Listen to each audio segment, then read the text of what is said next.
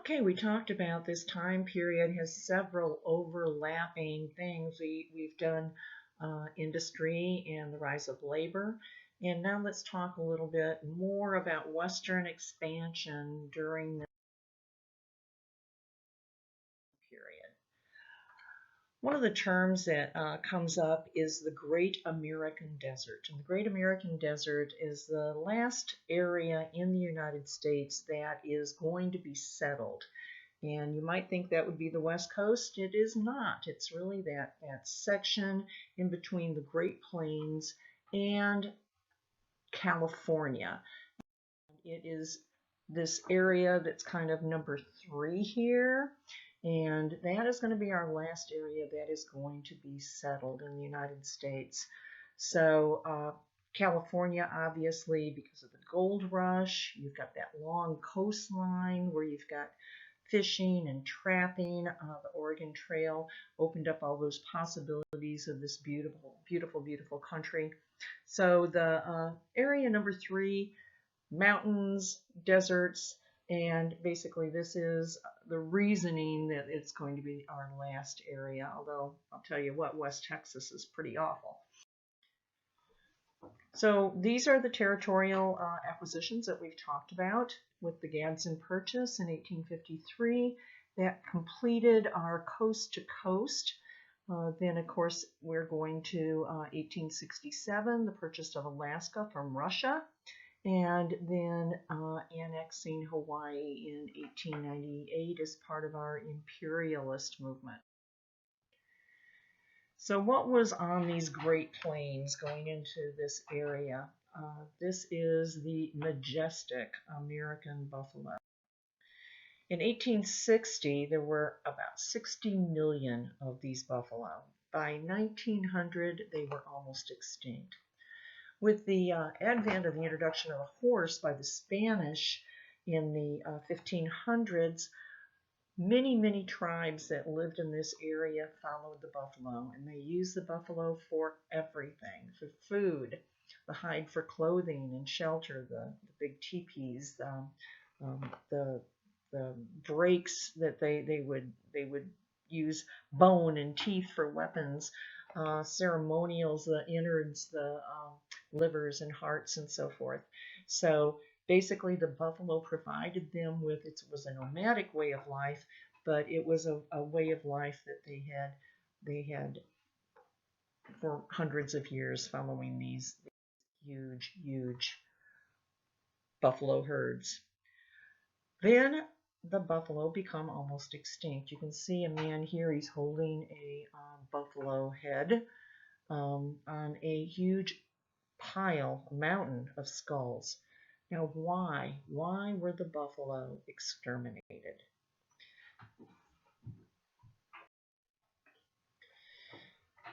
The Plains Indians, although they were numerous, did not band together. Normally they were in groups of maybe 300 to 500. Many different tribes, many different languages, and enjoyed their way of life. They did not want to change. Now, as we started moving to the west and building the railroads and settlers coming, the government had a different idea. So these Indians did not want to change, however, we're going to force it. The reservation system, remember we'd set that up for Oklahoma for our eastern Indians. We're also going to set up areas for the Western Indians, South Dakota, and not exactly the greatest land, but it was going to be a huge reservation that they would have forever. Sadly, they're going to find gold there too, and that's going to create problems for the new reservation. The land wasn't really good. It was far from what they were used to, and as would have it during this gilded period, there was corruption everywhere, and the Indian agents were not above stealing supplies and so forth from what was supposed to go to the Indians. So they're going to develop these 2 new government departments. The Department of the Interior, and which is kind of ironic. They take care of mostly everything outside, parks and reservations and so forth. But their job was to coax the Indians to go to the reservation, to see the treaties, to provide Indian agents, to provide care for the Indians.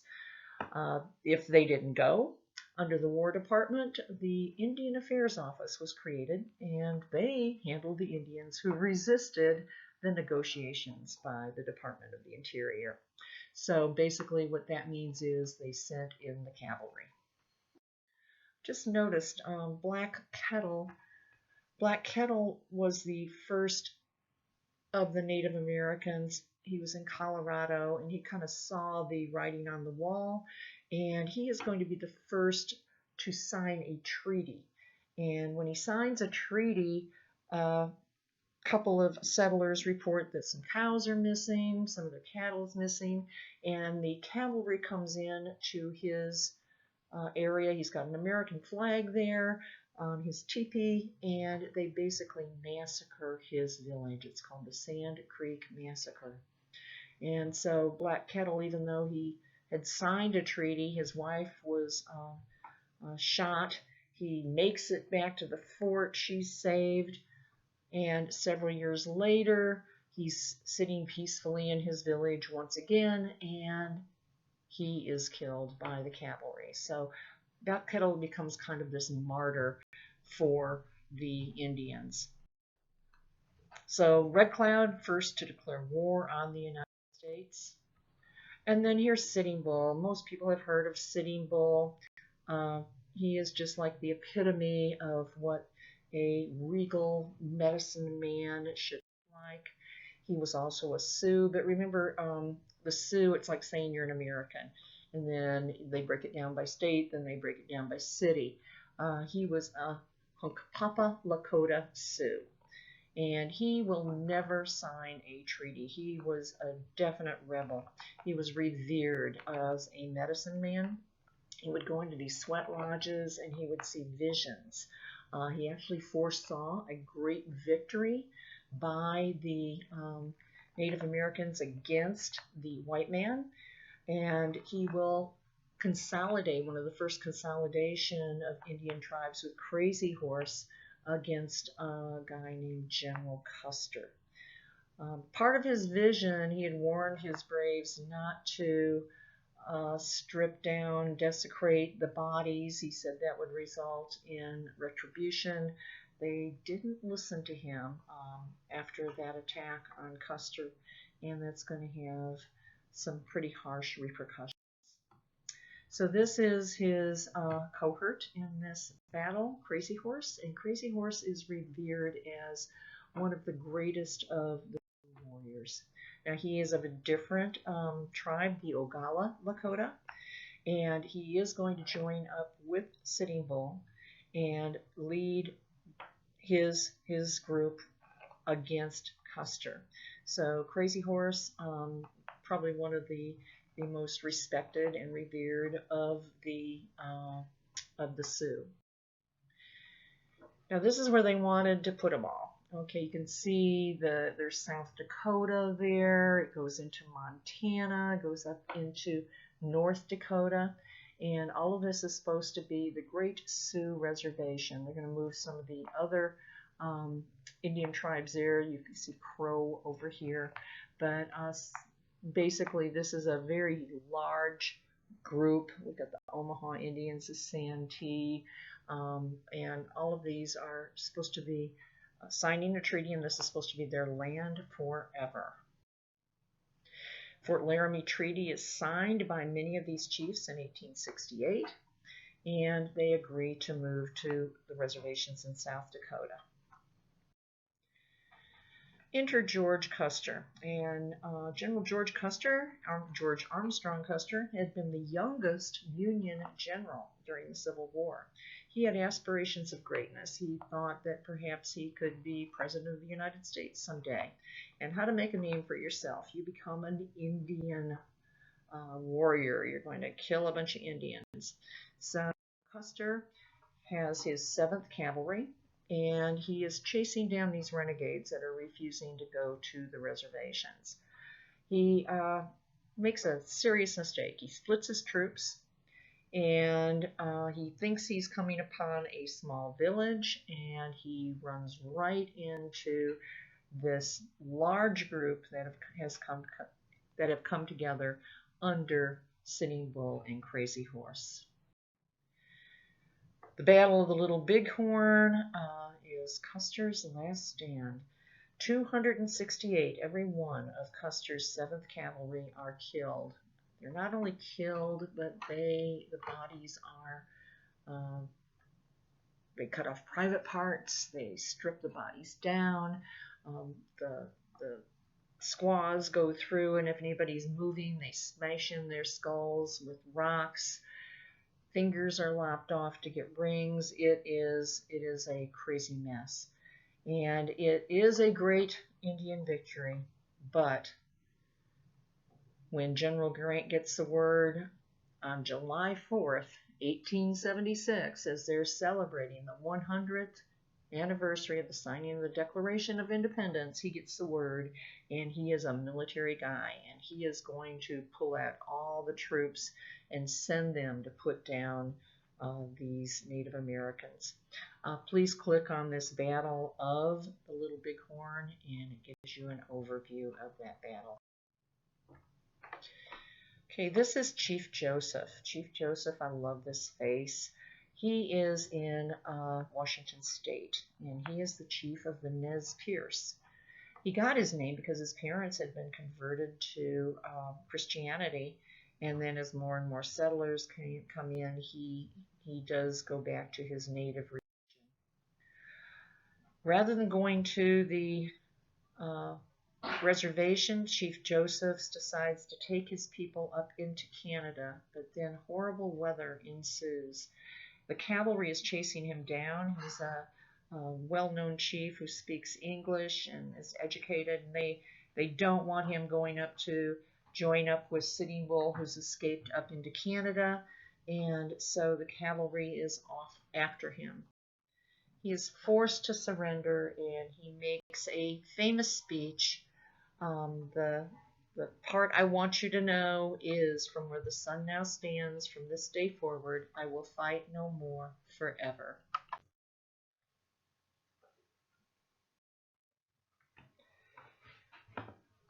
So now we've got Sitting Bull, who has escaped up into Canada, and actually he joins Buffalo Bill's Wild West show with Annie Oakley, and he is going to tour with them for a period of time, and then he ends up finally coming back to his family and living on the reservation, although he never does sign a treaty.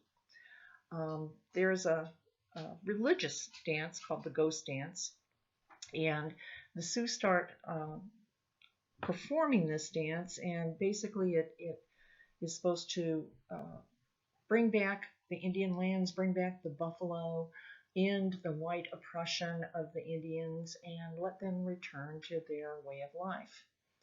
The government says, hey, you can't do that. We don't want you doing the ghost dance. And this is going to result in the Battle of Wounded Knee, which is considered the last of the major battles, and it wasn't much battle, it was more like a massacre.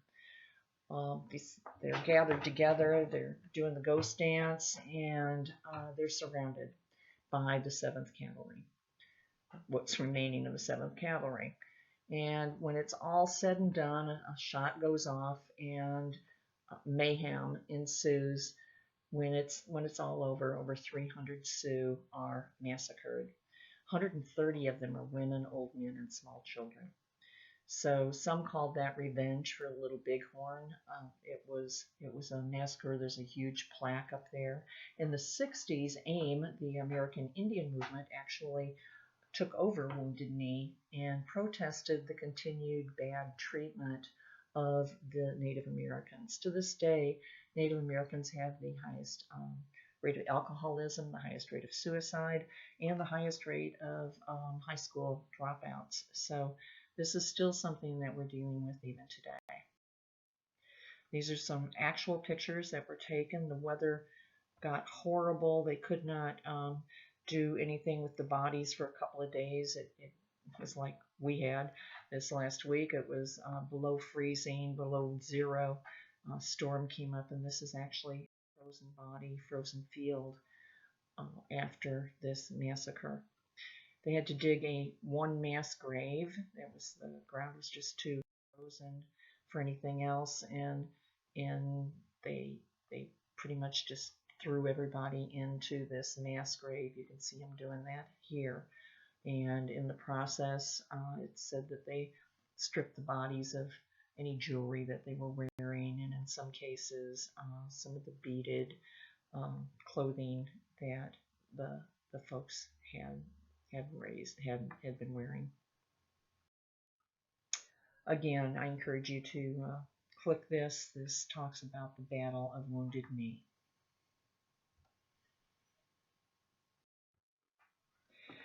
Okay, we talked about this a little bit with Abraham Lincoln, but this is very, very important. All of these acts were passed by Lincoln during the Civil War, and it's important that you know these. First one is the Morrill Act of 1862. I usually ask in class, okay, if each state is given 30,000 acres per senator and representative, what is the lowest amount of acreage that a state would get?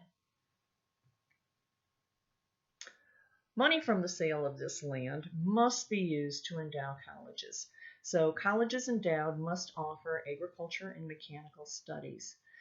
These are A&M schools. Okay, so Texas A&M is built under this Morrill Act. LSU is going to be endowed under this Morrill Act. There are many, many, many university and colleges, and what that does is it makes it possible for us average folks to go and get a higher education, where before it had pretty much been limited to folks with lots of money going to private schools like Yale and Harvard. So this map shows all these schools that are created under the Morrill Act. And you can see Mississippi State University, University of Arkansas, New Mexico State, some of the really Cornell University, Pennsylvania State University, Oregon State University, University of California. So just all of these are part of this program to create higher education opportunities for average kids. Then the Pacific Railroad Act of 1862. For every mile of track laid, railroads received 5 miles of land. And they basically surveyed this land. They used the water rights. They cut the timber to help build the railroads. And then it would advertise. They even advertised in Europe. And it was sold. This land was sold to the public. Towns are created. Towns like Fort Worth are created under this Pacific Railroad Act of 1862. And over 175 million acres are given to the railroads under this. Now, it is going to encourage building across the nation by the railroads. There is going to be some corruption when you're giving away this much land, but it opens up the West and opens up the United States for settlement. Homestead Act is the third most important act during probably this century. It opens up the West for only an $18 filing fee. 160 acres are given, 40 square acres are given to family members that they have to live on or cultivate for 5 years, and it is theirs for $18. So 270 million acres are going to be transferred under the Homestead Act. You just basically had to be the head of a household or 21, so you could be single and do this. You had to develop that land. And then you had to be a U.S. citizen or file a declaration to be a U.S. citizen. Now, originally, Confederates were not included under the Homestead Act. Remember, they were kind of persona non grata after the Civil War was over. Ultimately, they too will be able to participate under this program.